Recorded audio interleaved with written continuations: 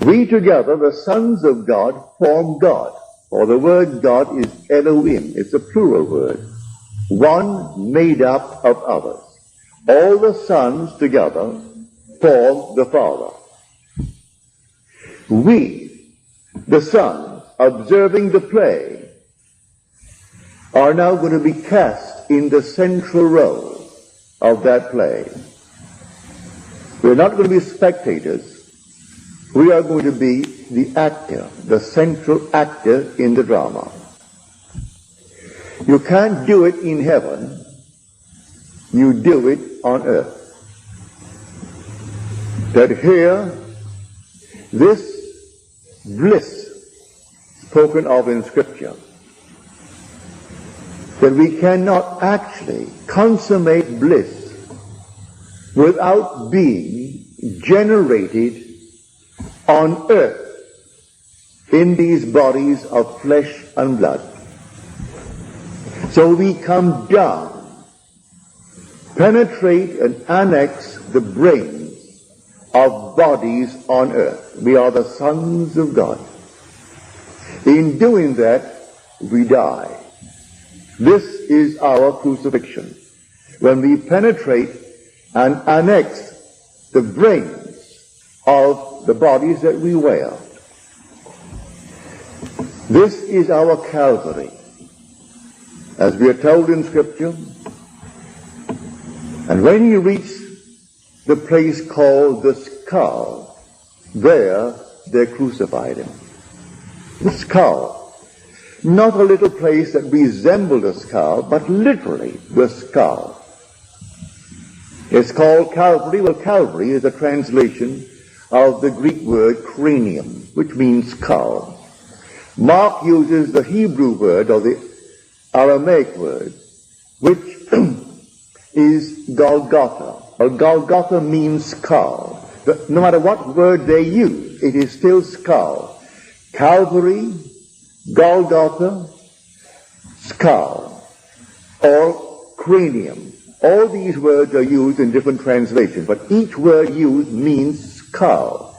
And it's not, as our scholars will tell us, that they called it the skull because it resembled the human skull, the area where he was crucified. It's literally the skull of man. That's where he's crucified. That's where he is buried. He is buried in the skull of man.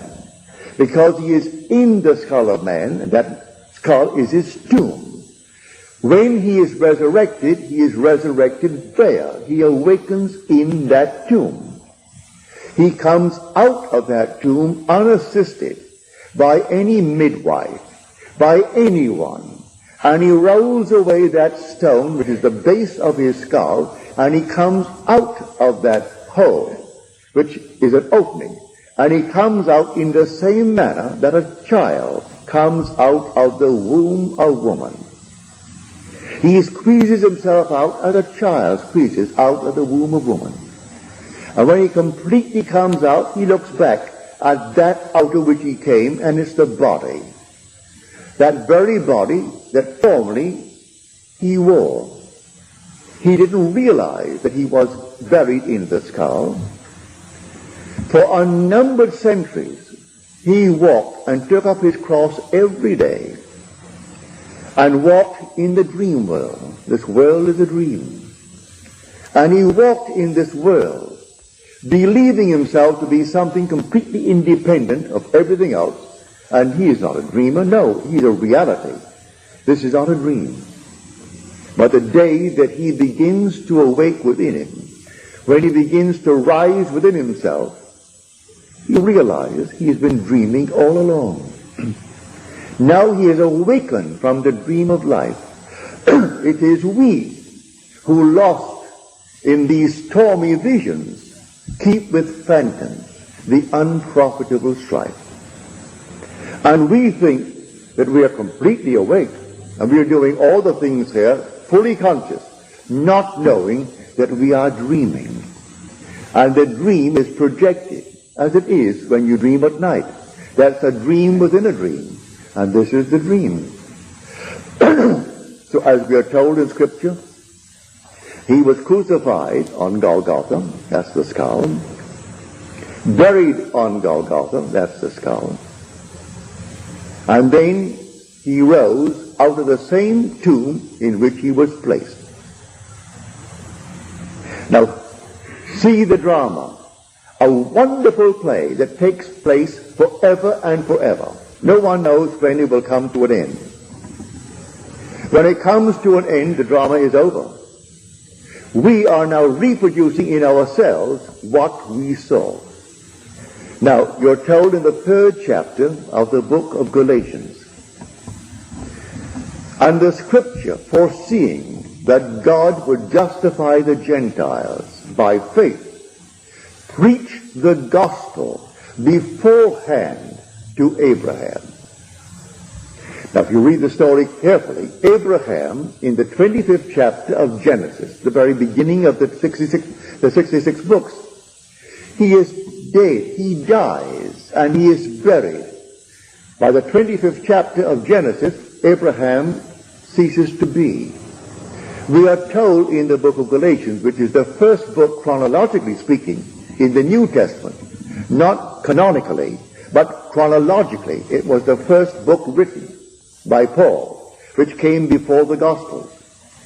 Here we are told that the scripture, well, it could only be the Old Testament, because there was no new. And it could only be the first 25 verses of the book of Genesis.